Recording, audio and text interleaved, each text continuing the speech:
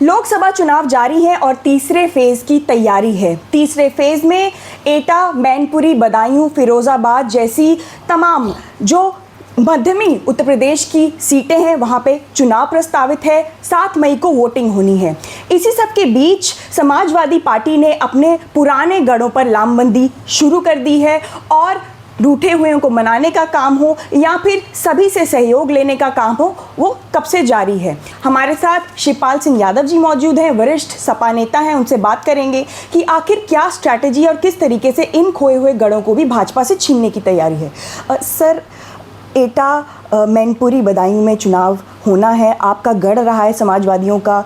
संभल, मैनपुरी आपके पास हैं, लेकिन बदायूं और फिरोज़ाबाद भी छीनने की तैयारी है। क्या लामबंदी है भाजपा के खिलाफ? देखिए, ये समाजवादी पार्टी का गढ़ रहा। यहाँ से नेताजी भी यहाँ से कई बार चुनाव जीते हैं और ये जो तीसरा फेस है जिसमें बदायूं, संभल, फिरोज़ाबाद, फिर मैनपुरी और इन सभी जो सीटों पर जो चुनाव होने जा रहा है, इसमें भारतीय जनता पार्टी साफ हो जाएगी और समाजवादी पार्टी के सभी प्रत्याशी यहाँ से जीतेंगे। जी सर, बदायूं क्षेत्र की अगर बात की जाए, आपके बेटे लड़ रहे हैं, आदित्य, पहला अपना लोकसभा का चुनाव लड़ रहे हैं। आपने अपनी पूरी मेहनत यहाँ पर दिखाई है। जिस तरीके से सलीम शेरवानी साहब भी बीच में चले गए थे, उनको भी मना लिया आपने, उनसे कार्यालय का उद्घाटन भी करवाया। तो एकजुटता का संदेश देने का भी प्रयास है समाजवादी पार्टी के द्वारा। यहाँ समाजवादी पार्टी के सब लोग एक हैं और एक होकर के भारतीय जनता पार्टी को हराने का काम करेंगे और समाजवादी पार्टी यहाँ पर बहुत बड़े मार्जिन से जीतने जा रही है। अखिलेश जी भी इस बार चुनावी रण में आदित्य जी के लिए प्रचार करने वाले हैं। आज उनकी रैली है। क्या परिवार एकदम एकजुटता का संदेश दे रहा है? देखिए, नेताजी का पूरा परिवार एक है और हमेशा एक रहेगा भी, लेकिन ये जो भारतीय जनता पार्टी के लोग षड्यंत्र करते रहते हैं, निम्न स्तर की राजनीति जो करने लगे हैं जी, लेकिन इसकी वजह से भी भारतीय जनता पार्टी साफ हो जाएगी। जी, लेकिन कहीं ना कहीं नेताजी की कमी भी खल रही है। पहला लोकसभा चुनाव उनके बगैर। हाँ, अब नेताजी के न रहने से कमी तो खली रही है, लेकिन जितने भी नेताजी के अनुयायी हैं और जो भी नेताजी के साथ रहे, वो सब एक हैं। इस चुनाव में एक होकर के भारतीय जनता पार्टी को हराने का काम करेंगे। सर, विपक्ष लगातार बेरोजगारी, पेपर लीक और महंगाई, जितने भी तमाम इस तरीके के इश्यूज है, इलेक्टोरल बॉन्ड है, उनको उठा रहा है। लेकिन एक नैरेटिव ये भी आ रहा है, जो प्रधानमंत्री आरोप लगा रहे हैं कांग्रेस के ऊपर कि मंगलसूत्र छीन लेंगे, सोने को छीन करके अल्पसंख्यकों को दे देंगे। इस तरीके के बयान पे क्या रिस्पॉन्स है? देखिए, जब इतने बड़े नेता होकर के देश का अगर प्रधानमंत्री इस निम्न स्तर पर आ जाए तो बताओ लोकतंत्र कहाँ जाएगा? जी। अच्छा, ये देखिए, लोकतंत्र को मानते नहीं, जनता के चुने हुए लोगों को जेल भेज रहे हैं झूठे मुकदमे लिखवा करके, तो राजनीति कहाँ जाएगी? तो इसलिए देखिए, आप लोगों से भी हमारी है कि आप लोग भी बढ़ावा देते हैं भारतीय जनता पार्टी को, और विपक्ष अगर विपक्ष ही नहीं रहेगा जी, तो ये तो तानाशाह हो जाएंगे जी। फिर देश कैसे बचेगा, लोकतंत्र कैसे बचेगा? और इनका तो पूरा का पूरा संविधान बदलने का था जी, लेकिन जो इंडिया गठबंधन बना है जी, तो अब की बार इंडिया गठबंधन बहुमत की सरकार बनाएगा। जी। कल फिर से प्रधानमंत्री जी का एक बयान आया कि जब तक मैं जीवित हूँ तब तक ओबीसी एसटी समाज का जो आरक्षण है वो कभी भी मुस्लिम समाज को नहीं जाएगा। ये क्या इसके पीछे संदेश है? अब देखिए, ये भाई को भाई से लड़वा रहे हैं और इससे देश कमज़ोर होगा। और इस तरीके से अगर कहीं पर भी प्रधानमंत्री इस तरह की बात करें मुसलमानों के लिए और किसी भी वर्ग के लिए, तो ये तो देश के लिए हानिकारक है। जी जी सर, पहले दूसरे फेज़ के चुनाव में हमने देखा कि जितनी भी पश्चिमी उत्तर प्रदेश की सीटें हैं, कहीं ना कहीं उनमें ज़्यादातर में जो वोट प्रतिशत है उसमें भारी गिरावट हुई।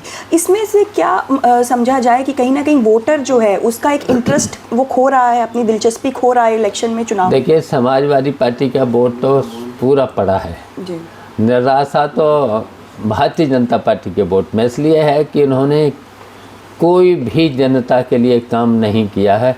महंगाई, बेरोजगारी, भ्रष्टाचार, यहाँ तक कि टैक्स जी इतना बढ़ा दिया है जनता पर, उस बोझ की वजह से जनता निराश हो गई है भारतीय जनता पार्टी से। जी जी सर, इस बार अगर आपकी कैंडिडेट लिस्ट की बात करें तो बहुत एक बड़ी मात्रा में 14 दलितों को भी आपने कैंडिडेट प्रत्याशी बनाया है। इनफैक्ट 2 ऐसी सीटें हैं जो सामान्य सीटें हैं, उन पर भी आपने दलित प्रत्याशी को खड़ा किया है। तो पीडीए का ये जो नारा है, क्या उसके तहत आगे बढ़ने की ये स्ट्रैटेजी है? देखिए, पीडीए भी काम करेगा, ये रणनीति का हिस्सा है जी और इसके साथ साथ हम लोग सभी समाजवादी हैं, जी सभी वर्गों को लेकर चलते हैं। किसान है, गरीब है, मेहनत मजदूर है, जी जी और जो देखिए ऊंची जात के भी गरीब हैं। जी हम सब उन लोगों को लेकर चलने वाले लोग हैं। जी सर, बसपा की अगर बात करें, आज फिर उनकी एक नई लिस्ट आई है। कम से कम 22 मुस्लिम प्रत्याशियों को उन्होंने खड़ा किया है महत्वपूर्ण सीटों से भी, लेकिन उनके जो दलित प्रत्याशी हैं वो भी कुछ कम हुए हैं इस बार।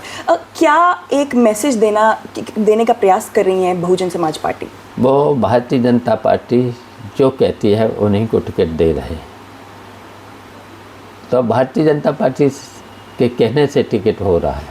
जी मुस्लिम प्रत्याशियों को इतनी भारी संख्या में खड़ा करना, ये क्या समाजवादी पार्टी को क्या तकलीफ पहुंचाएगा? देखिए, जितना भी मुस्लिम हैं, अल्पसंख्यक लोग हैं, वो पूरी इस चाल को समझ गए हैं भारतीय जनता पार्टी की, तो वो सभी इंडिया गठबंधन और समाजवादी पार्टी को वोट करेंगे। जी सर, एक सीएम योगी का एक बयान आया, वो बार बार क्योंकि उनका काफ़ी ज़्यादा यहाँ पे प्रचार हो रहा है, जब से आप यहाँ पे घर घर जा रहे हैं, तो सीएम को भी उतारा गया बीजेपी के द्वारा। सीएम ने कहा कि अब विपक्ष का जो प्रयास है वो दोबारा से दंगों की तरफ धकेलने का है। ये क्या एक स्टेटमेंट पे जवाब होगा?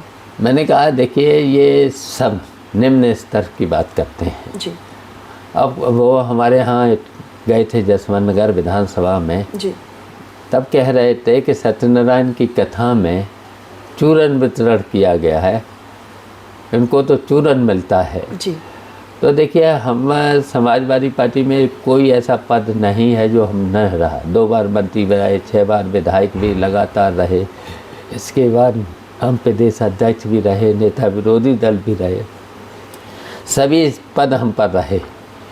तो देखिए, ये जो जब कपड़े पहनते हैं तब तो संत लगते हैं, लेकिन जब बोलते हैं ना तो इन्हें ज्ञान ही नहीं है, उनको ज्ञान ही नहीं है। सत्यनारायण की कथा में प्रसाद बांटा जाता है, जी वो कह रहे चूरन, इनको चूरन, सत्यनारायण की कथा के बाद चूरन दिया जाता है। तो इस तरह की जब ये बातें करते हैं ना, जी हाँ, तो फिर मैंने तो उनसे यही बोला है कि भाई, इस चूरन की बात करते हो, जी अगर चूरन है तो फिर बहुत लोगों का मैंने हाजमा साफ दुरुस्त, हाजमा के अखिलेश जी का भी ये बयान आया कि चाचा ने बहुतों को दुरुस्त कर दिया है, दुरुस्त किया है। जी जी। एक आखिरी सवाल आपसे, आपका एक वैक्सीन के ऊपर काफ़ी बयान वायरल हो रहा है कि वैक्सीन में कमीशन खोरी हुई, क्या है मामला? देखिए, ये भारतीय जनता पार्टी ने पूंजीपतियों को मिलकर के देश की जितनी भी फ़ायदे की संपत्तियाँ थी वो दे दिया, उनमें से भी कमीशन लिया है जी उसके बाद वैक्सीन में भी 300 करोड़ का कमीशन लिया है जी, इलेक्टोरल बॉन्ड के जरिए। हाँ, इलेक्टोरल बॉन्ड के जरिए इन्होंने कमीशन लिया है। तो बताइए, ये इतना जब कमीशन लेंगे तो क्या, तो जनता तो समझ चुकी है। अब बताइए, जहाँ पर जिन लोगों ने इंजेक्शन लगाया है जी, तो जब उससे जो हार्ट अटैक बीमारियाँ जो फैल रही हैं, तो जब बीमारियाँ जब फैल रही हैं तो वो भारतीय जनता पार्टी को वो कोई वोट नहीं देगा। जी तो ये थे शिवपाल सिंह यादव, वरिष्ठ सपा नेता हैं, जिनका साफ तौर पर ये कहना है कि भारतीय जनता पार्टी को इस बार हराने की पूरी कोशिश है समाजवादियों की, और बहुजन समाज पार्टी कहीं ना कहीं अभी भी भारतीय जनता पार्टी के कहने पर और उसके इशारे पर ही चल रही है। इनसे आगे भी बातचीत जारी रहेगी। ऐसे और वीडियोस देखते रहने के लिए द प्रिंट को सब्सक्राइब करें और हमारे फेसबुक और ट्विटर पेजेस को फॉलो करें। Thank you sir, thank you.